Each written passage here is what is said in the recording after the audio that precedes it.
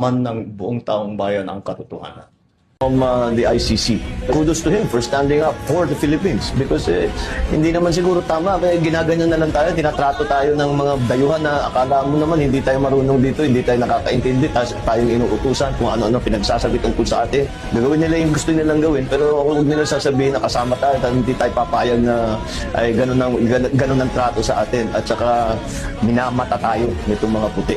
We are a mature, sovereign nation with our own ways. Ang mga gustong pabagsakin si Duterte, hindi dahil sa kanilang paniniwala na hindi tama si Duterte o hindi gusto ng tao si Duterte.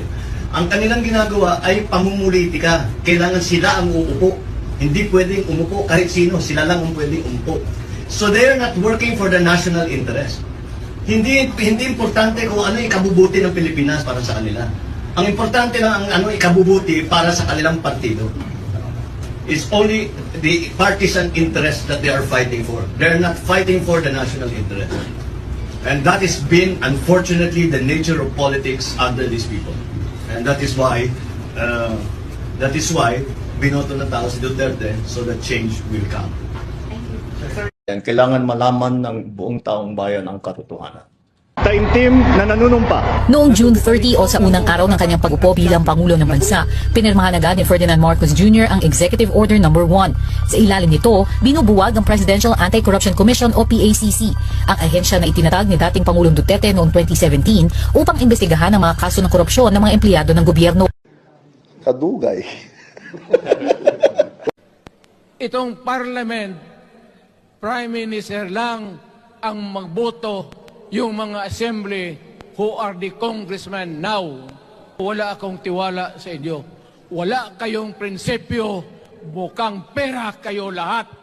Gusto yung trabaho na. Wala kayong pakialam sa PI. Yung PI. Wala kayong pakialam sa PI. Enero 28, 2024, sa first maisog rally sa Davao, nagliyab ang balita at social media. Matapang, walang preno. Mr. President, baka susunod ka sa dinaanan ng tatay mo. Diyan ako takot.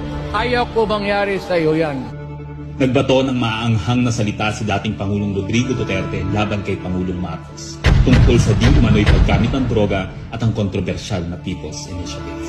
Sino man magsabi na walang paki ang Senado sa usaping ito, isa lang ang masasabi ko, walang gamot sa kakapalan ng mukha mo. Sa Senado, sa kapareho at sumunod pang mga buwan, si Senator Aimee ang nangulo. Kayong pakialam sa PI. Wala kayong pakialam sa PI. Wala kayong pakialam sa PI. Siya ang unang nagtawag ng pansin.